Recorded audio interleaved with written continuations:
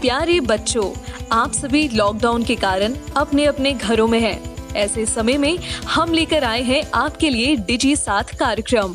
इसके माध्यम से आप प्रत्येक दिन सोमवार से शुक्रवार तक पूर्वाह्न 10 से 12 तथा अपराह्न 1 से 2 बजे तक अपने अपने कक्षाओं के अनुरूप कार्यक्रम देख सकेंगे।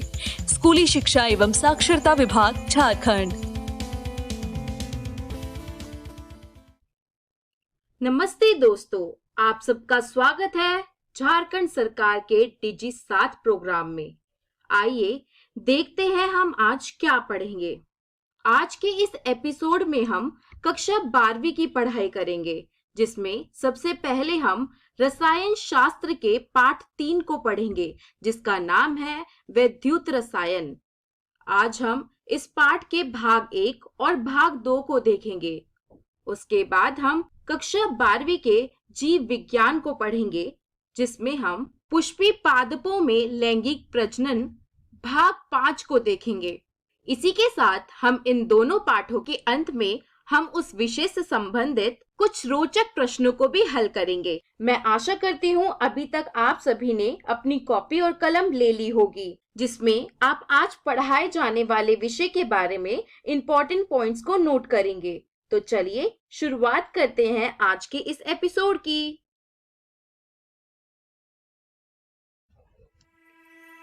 नमस्कार दोस्तों, आज हम कक्षा 12वीं के रसायन विज्ञान का तीसरा अध्याय वैद्युत रसायन शुरू करने जा रहे हैं। तो पाठ को शुरू करने से पहले ये देखते हैं कि आज की इस वीडियो में हम कौन कौन सी चीजें पढ़ने वाले हैं। सबसे पहले हम परिचय पढ़ेंगे वैद्युत रसायन का। उसके बाद हम गैल्वेनी सेल के बारे में पढ़ेंगे। उसके बाद हम मानक हाइड्रोजन इलेक्ट्रोड के बारे में पढ़ेंगे। तो आइए शुरू करते हैं परिचय से।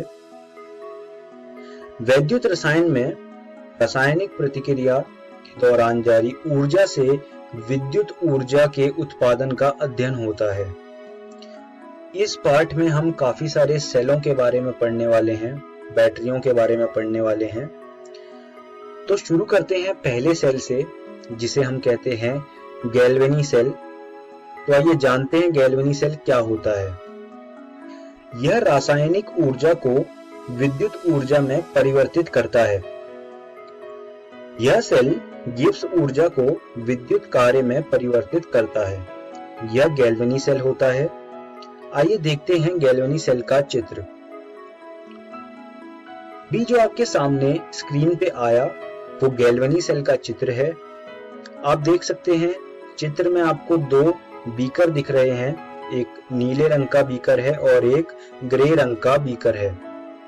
जो नीले रंग का बीकर है उसमें कॉपर के लवण का विलयन मौजूद है और जो ग्रे रंग का बीकर है उसमें जिंक के लवण का विलयन मौजूद है। नीले रंग के बीकर में कॉपर का इलेक्ट्रोड डला हुआ है और ग्रे रंग के बीकर में जिंक का इलेक्ट्रोड डला हुआ है। ये दोनों इलेक्ट्रोड आपस में तारों से जुड़े हुए हैं।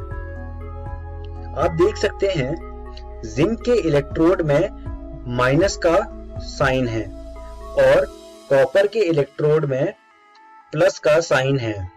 और आप ये भी देख सकते हैं कि इलेक्ट्रॉन का प्रवाह जो है वो माइनस से प्लस की ओर जा रहा है। उसके विपरीत जा रहा है विद्युत धारा। आपको मैं एक और बात बताना चाहता हूं, जिस इलेक्ट्रोड में प्लस का साइन है उसे कैथोड कहा जाता है और जिस इलेक्ट्रोड में माइनस का साइन है उसे एनोड कहा जाता है। उसके अलावा आप इस चित्र में एक और चीज देख रहे होंगे जिसे लवण सेतु कहा जाता है। इस सेतु में एक लवण मौजूद होता है और लवण सेतु का काम ये होता है कि वो विद्युत पथ को पूरा करता है। तो ये गैल्वेनी सेल का चित्र है। आप इसको अपनी कॉपी में बना लीजिए। आइए अब बात करते हैं गैल्वेनी सेल की प्रतिक्रिया के बारे में। आपके सामने अभी 3 प्रतिक्रियाएं आई हैं। आप इन्हें प्रतिक्रिया भी कह सकते हैं और आप इन्हें अभिक्रिया भी कह सकते हैं। तो आप देख सकते हैं 3 अभिक्रियाएं लिखी हुई हैं। एक सबसे ऊपर में और 2 नीचे। तो जो 2 नीचे अभिक्रियाएं लिखी हुई हैं उसमें से पहली वाली जिसमें कॉपर 2+ जमा 2 इलेक्ट्रॉन से बनता है कॉपर, ये जो प्रतिक्रिया है इसे अपचयन अर्ध अभिक्रिया कहते हैं। उससे नीचे वाली जो अभिक्रिया है उसमें क्या है, जिंक है और जिंक टूट के हमें जिंक 2+ जमा 2 इलेक्ट्रॉन दे रहा है। इस अभिक्रिया को ऑक्सीकरण अर्ध अभिक्रिया कहते हैं। इन दोनों अभिक्रियाओं को अगर हम जमा कर दें तो हमें ऊपर वाली अभिक्रिया मिल जाती है जिसमें जिंक जमा कॉपर 2+ देता है जिंक 2+ जमा कॉपर। तो ये जो ऊपर वाली अभिक्रिया है वो नीचे वाले दोनों अभिक्रियाओं से ही मिलके बनी है। आइए अब आगे बढ़ते हैं और बात करते हैं इलेक्ट्रोड विभव की। इलेक्ट्रोड एवं वैद्युत अपघटय के मध्य विभवांतर उत्पन्न हो जाता है जिसे इलेक्ट्रोड विभव कहते हैं। जब सभी स्पीशीज की सांद्रता केवल 1 इकाई होती है तो उसे मानक इलेक्ट्रोड विभव कहते हैं। तो ये दोनों चीजें आप अपनी कॉपियों में लिख लीजिए, ये बहुत ही जरूरी हैं परीक्षा के उद्देश्य से। अब आगे बढ़ते हैं। सेल का निरूपण क्या होता है? जब आपको प्रश्न आपके सामने आएगा, आपके सामने एक निरूपण लिखा होगा, उससे आपको पहचानना है कि कैथोड कौन सा है और एनोड कौन सा है। तो वही जानकारी मैं आज आपको देने जा रहा हूं। अभी हम ऐसा मान के चलते हैं कि तांबा और चांदी का सेल है, उसके लिए निरूपण निम्नानुसार होगा। यहाँ आप देख सकते हैं 2 डंडियां हैं, उन 2 डंडियों के दाहिने तरफ चांदी का इलेक्ट्रोड लिखा हुआ है और उन 2 डंडियों के बाएं तरफ तांबे का इलेक्ट्रोड लिखा हुआ है। आप देख सकते हैं चांदी का जो इलेक्ट्रोड है वो +1 से 0 की तरफ जा रहा है।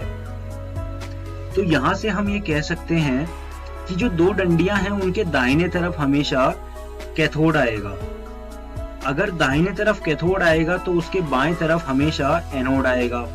तो ये बात आप अपने दिमाग में बिठा लीजिए या इसको याद कर लीजिए कि जो 2 डंडियां होती हैं उनके दाहिने तरफ कैथोड आता है और उन 2 डंडियों के बाएं तरफ एनोड आता है। इसको कहते हैं सेल का निरूपण। आप अब ये सोच रहे होंगे कि ये 2 डंडियां क्या हैं? ये 2 डंडियां लवण सेतु को दर्शाती हैं। लवण सेतु को अंग्रेजी में सॉल्ट ब्रिज भी कहा जाता है। तो ये है सेल का निरूपण। बात करते हैं इलेक्ट्रोड विभव की।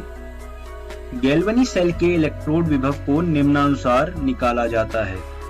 जो हमारा ई सेल होता है बराबर होता है ई राइट माइनस ई लेफ्ट के। राइट का मतलब दाहिना और लेफ्ट का मतलब बायां। तो अभी जो मैंने आपको निरूपण दिखाया था उसी के हिसाब से जो दाहिने तरफ हमारा इलेक्ट्रोड होगा हम उसका विभव पहले लिखेंगे, माइनस जो हमारा बाएं तरफ इलेक्ट्रोड होगा उसके विभव को बाद में लिखेंगे। तो ऐसे हम गैल्वनी सेल का विभव निकाल सकते हैं। अब बात करते हैं मानक हाइड्रोजन इलेक्ट्रोड की। एक मानक हाइड्रोजन इलेक्ट्रोड को सभी तापमान पर 0 विभव निर्दिष्ट किया जाता है। इसका उपयोग अन्य सेल के मानक इलेक्ट्रोड विभव को खोजने के लिए किया जाता है। हम आमतौर पर किसी एक इलेक्ट्रोड का विभव नहीं निकाल सकते, तो इलेक्ट्रोड का विभव निकालने के लिए हमें मानक हाइड्रोजन इलेक्ट्रोड की जरूरत पड़ती है। तो ये होता है मानक हाइड्रोजन इलेक्ट्रोड। अब हम इस वीडियो के अंत में आ गए हैं। आइए जानते हैं कि हमने आज की इस वीडियो में क्या क्या सीखा। सबसे पहले हमने इस पार्ट का परिचय पढ़ा, उसके बाद हमने गैल्वनी सेल के बारे में पढ़ा और आखिरी में हमने मानक हाइड्रोजन इलेक्ट्रोड के बारे में पढ़ा। मैं उम्मीद करता हूं आपको मेरी पढ़ाई हुई सारी बातें समझ आई होंगी और मैं आपको ये सुझाव दूंगा कि आप ये सारी चीजें रसायन विज्ञान की NCERT भाग 1 से कर लीजिए। और इस पर आधारित कुछ प्रश्न भी हल कर लीजिएगा। अगली वीडियो में हम नस्ट समीकरण से शुरुआत करेंगे। उसके बाद हम साम्य स्थिरांक और गिब्स ऊर्जा के बारे में पढ़ेंगे और आखिरी में हम चालकता सेल के बारे में पढ़ेंगे। धन्यवाद दोस्तों।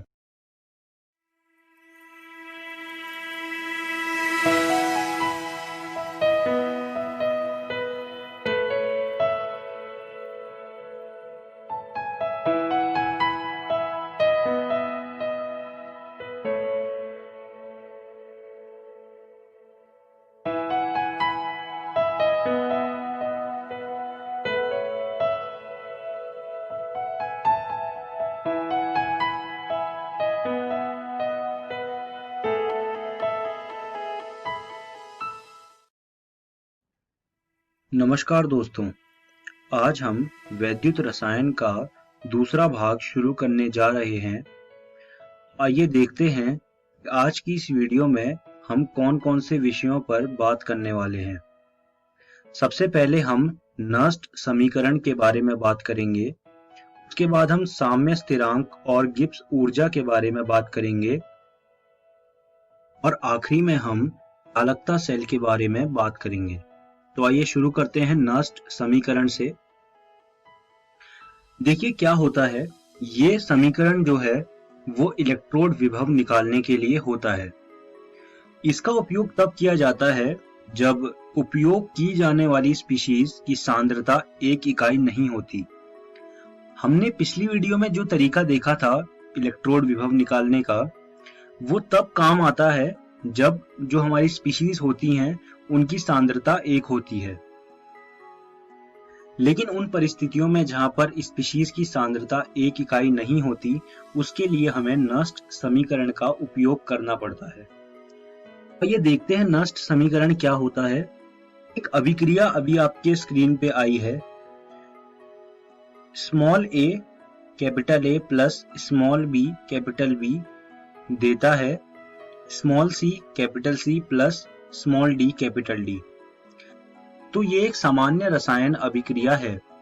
इसके लिए अगर मुझे नस्ट समीकरण लिखना है तो वो मैं कुछ इस प्रकार लिखूंगा। अब देख सकते हैं जो मेरा ई सेल होगा वो बराबर होगा ई नॉट सेल के। ये ई नॉट सेल मानक इलेक्ट्रोड विभव है minus 2.303 RT divide NF log C की सांद्रता पावर C, D की सांद्रता पावर D डिवाइड में A की सांद्रता पावर A, B की सांद्रता पावर B। तो ये नस्ट समीकरण होता है। RT और F की वैल्यू जो है वो स्थिरांक होती है, उसे आप यहाँ पर ऐसे ही रख देंगे। आपको सिर्फ यहाँ पर N की संख्या चाहिए और उसके बाद आपको सांद्रता चाहिए CDAVG। तो फिर उसके बाद आप जो ई सेल है वो आसानी से निकाल सकते हैं। जब तापमान 298 केल्विन होगा क्या होता है, यह समीकरण निम्न प्रकार से बदल जाता है। आप देख सकते हैं जो 2.303 है उसको हमने मल्टीप्लाई कर दिया RT और NF की जो भी वैल्यू होगी उससे, तो उससे जो ऊपर आती है वैल्यू वो होती है 0.059 डिवाइड में N। तो इससे अब क्या होगा, आपको सिर्फ N की वैल्यू चाहिए। यहाँ पे आपको N की वैल्यू रखनी है और आपको ई सेल की वैल्यू मिल जाएगी। तो ये नस्ट समीकरण होता है। ये बहुत ही महत्वपूर्ण चीज है, तो आप इसको पढ़ लीजिएगा और इस पर कुछ प्रश्न भी हल कर लीजिएगा। और अभी आप इस समीकरण को अपनी कॉपियों में लिख लीजिए। आइए अब बात करते हैं साम्य स्थिरांक की। तो साम्य की स्थिति पर जो ई सेल होगा वो 0 के बराबर होगा, इसलिए नस्ट समीकरण बदल जाता है और वो कुछ ऐसा हो जाता है। ई नॉट सेल बराबर 2.303 RT upon NF log K। आपको आर, टी, एन, एफ और ई नॉट सेल की वैल्यू यहाँ पर पता होनी चाहिए। अगर आपको ये सारी वैल्यूज पता होंगी तो आसानी से आप के की वैल्यू निकाल लेंगे, जो कि साम्य स्थिरांक है। तो इस तरह से हम नष्ट समीकरण से जो साम्य स्थिरांक है उसकी वैल्यू भी निकाल लेते हैं। उसके बाद बात करते हैं गिब्स ऊर्जा की। तो नष्ट समीकरण से हम गिब्स ऊर्जा भी निकाल लेते हैं। गिब्स ऊर्जा और ई नॉट सेल के बीच निम्न संबंध है, डेल्टा जी नॉट बराबर minus n F E naught. हम अगर ई नॉट की अगर वैल्यू रखेंगे तो वो कुछ ऐसा बन जाएगा। यहां से डेल्टा जी नॉट बराबर माइनस 2.303 आर टी लॉग के। यहां पर आपको के की वैल्यू और तापमान की वैल्यू पता होनी चाहिए, उससे आप डेल्टा जी जो कि हमारी गिब्स ऊर्जा होती है उसकी वैल्यू निकाल लेंगे। अब बात करते हैं चालकता और प्रतिरोधकता की। आप अभी स्क्रीन के सामने एक चीज देख रहे होंगे, R बराबर रो एल अपॉन ए, जहां पर रो जो है वो प्रतिरोधकता होती है। अगर हम इस समीकरण को उल्टा कर दें तो ये कुछ ऐसा बन जाएगा, G बराबर kappa A upon L. G की वैल्यू 1 अपॉन R होती है, तो हमने R को 1 अपॉन R किया तो वो G बन गया, और कप्पा की वैल्यू 1 अपॉन रो होती है, तो हमने रो को उल्टा करके 1 अपॉन रो किया तो वो कप्पा बन गया। तो यहां से G बराबर कप्पा A अपॉन एल हो गया। यहां पर कप्पा जो है वो चालकता कहलाता है और G जो है वो चालकत्व कहलाता है। आयनिक विलयन की चालकता को प्रभावित करने वाले कारक। तो आइए जानते हैं कि वो कौन कौन से कारक हैं जो आयनिक विलयन की चालकता को प्रभावित करते हैं। सबसे पहला कारण है विद्युत अपघट्य की प्रकृति।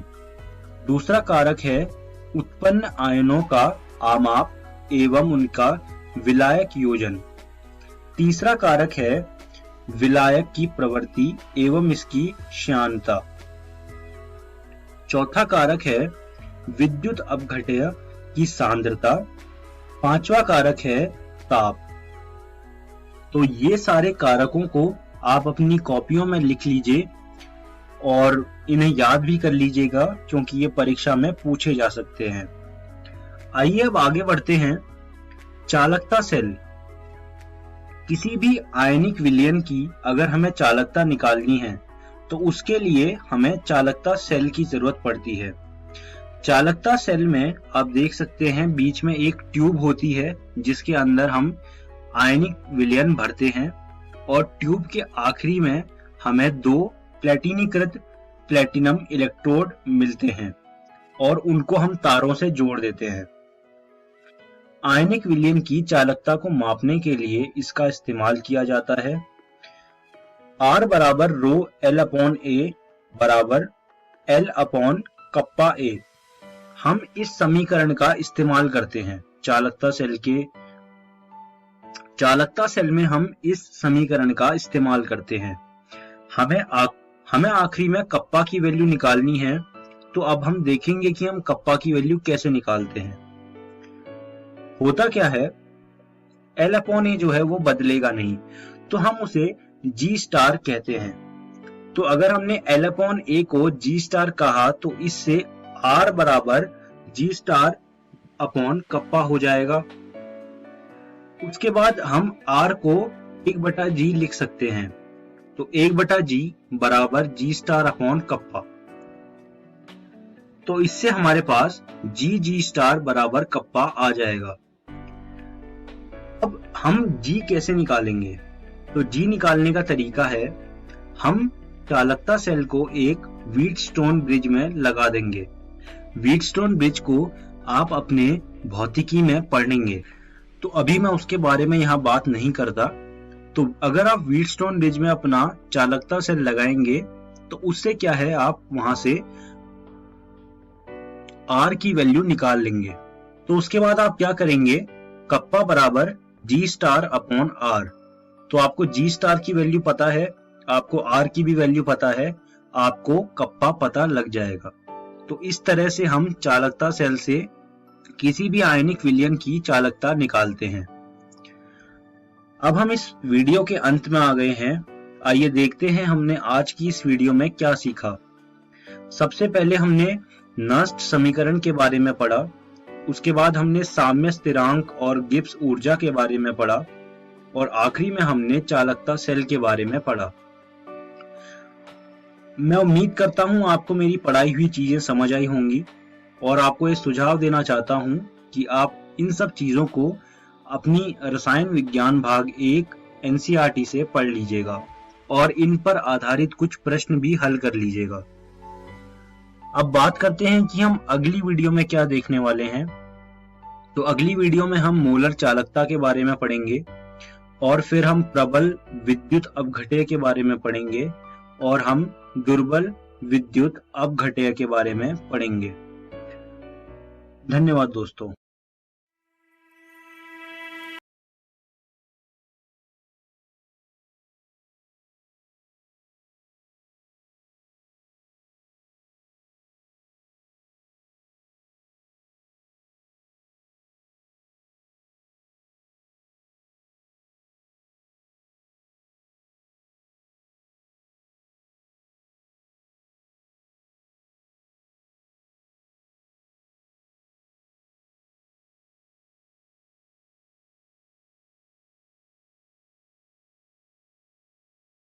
हेलो दोस्तों, जीव विज्ञान की इस वीडियो में आपका स्वागत है। आज भी हम पुष्पी पादपों में लैंगिक प्रजनन को जारी रखेंगे। इससे पिछली वीडियो में हमने पराग स्त्री केसर संकर्षण, द्विनिषेचन और भ्रूणपोष को समझा था। इस वीडियो में हम बीज, फल, असंजनन एवं बहुभ्रूणता को समझेंगे। तो चलिए बीज तथा फल निर्माण से शुरू करते हैं। अब दोस्तों, निषेचन के बाद जो अंडाशय होता है वो फल में बदल जाता है, और जो बीजांड होता है वो बीज में बदल जाता है। ये चीज आपको ध्यान रखनी है। आइए अब आगे बढ़ते हैं और बीज को समझते हैं। पुष्पी पादपों में बीज लैंगिक प्रजनन का परिणाम होता है। एक बीज में मुख्यतः बीजपत्र, बीजावरण और भ्रूण होता है। अब दोस्तों, बीज दो प्रकार का होता है। सबसे पहला है गैर एल्ब्यूमिनस बीज, दूसरा है एल्ब्यूमिनस। अब हम इनको समझेंगे।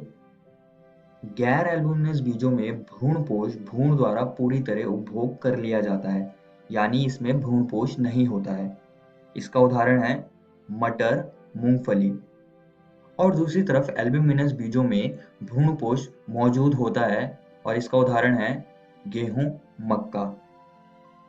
और दोस्तों, कभी कभी कुछ बीजों में जैसे कि चुकंदर और काली मिर्च में जो बीजांडकाय होता है वो शेष रह जाता है। अवशिष्ट उपस्थित बीजांडकाय परिभ्रूणपोष कहलाता है। तो ये चीज आप सभी को ध्यान रखनी है। अब दोस्तों, जैसे जैसे बीज परिपक्व होता है उसके अंदर जल की मात्रा घटने लगती है। फलस्वरूप सामान्य चयापचय क्रिया धीमी पड़ने लगती है और भ्रूण निष्क्रियता की दिशा में प्रवेश कर जाता है, जिसे हम प्रसुप्ति कहते हैं। आइए दोस्तों, बीज को हम थोड़ा और अच्छे से समझेंगे। अब बीजांड का अध्य आवरण बीज में आवरण बन जाता है। बीज के आवरण में बीजांड द्वार एक छोटे छिद्र के रूप में रह जाता है, जिसे हम बीज छिद्र कहते हैं। अनुकूल परिस्थितियों में बीज छिद्र से जल और ऑक्सीजन प्रवेश करेगी, जिससे कि ये फिर अंकुरित होकर एक नए पौधे का निर्माण करेगा। आइए अब आगे बढ़ते हैं और फल को समझते हैं। जरा यहाँ पर देखिए, यह एक फल का चित्र है, और जो अंडाशय की दीवार होती है वो फल भित्ति में विकसित हो जाती है, जिसे हम अंग्रेजी में पेरिकार्प कहते हैं। अब ये फल भी कई प्रकार के होते हैं। तो अब हम उनको समझेंगे। तो जो सबसे पहला प्रकार है उसे हम कहते हैं आभासी फल, जिसका उदाहरण है स्ट्रॉबेरी। इस प्रकार के फलों की रचना में पुष्पासन भी महत्वपूर्ण भागीदारी निभाता है। मतलब कि अंडाशय और पुष्पासन साथ में मिलकर फल की रचना करते हैं। तो ये चीज आप सभी को याद रखनी है। इसका अगला प्रकार है वास्तविक फल, जिसका उदाहरण है आम। इस प्रकार के फल केवल अंडाशय से विकसित होते हैं। तीसरा इसका प्रकार है अनिषेक जनित फल, जिसका उदाहरण है केला। ये फल बिना निषेचन के विकसित होते हैं। दोस्तों, आपको इन सभी फलों के प्रकार और हर एक प्रकार का एक ना एक उदाहरण तो याद ही रखना है। आइए अब आगे बढ़ते हैं और असंजनन एवं बहुभ्रूणता को समझते हैं। कुछ पुष्पी पादपों में बिना निषेचन के ही बीज पैदा करना असंजनन कहलाता है। और दूसरी ओर अगर प्रत्येक बीजांड में अनेक भ्रूण होंगे तब हम इस अवस्था को बहुभ्रूणता कहते हैं। ये चीज आप सभी को याद रखनी है। असंजनन का उदाहरण है एस्टरेशिया फैमिली के सदस्य और बहुभ्रूणता का उदाहरण है आम। यहाँ पर दोस्तों आपका अध्याय पुष्पी पादपों में लैंगिक प्रजनन समाप्त होता है। इस वीडियो में हमने बीज के बारे में पढ़ा, हमने फल के बारे में पढ़ा और साथ ही में हमने असंजनन एवं बहुभ्रूणता को भी समझा।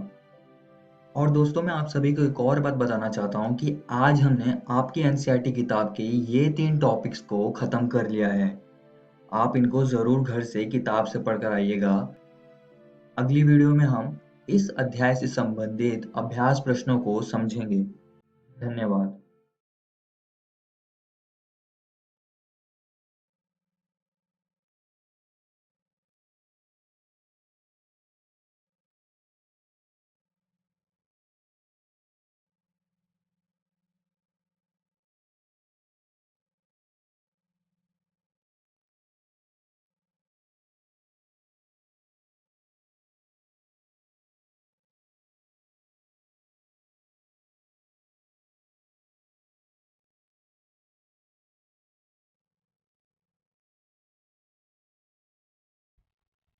मैं आशा करती हूँ दोस्तों आपको आज का एपिसोड समझ आया होगा और आपने इस एपिसोड को भरपूर एंजॉय भी किया होगा।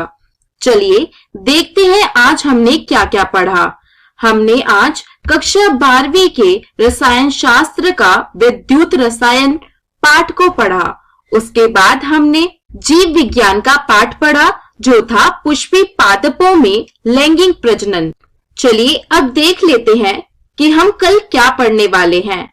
कल के एपिसोड में हम कक्षा 10 की पढ़ाई करेंगे, जिसमें हम इंग्लिश का चैप्टर फायर एंड आइस पढ़ेंगे और उसके बाद हम हिंदी का भी एक चैप्टर पढ़ेंगे जिसका नाम है लखनवी अंदाज।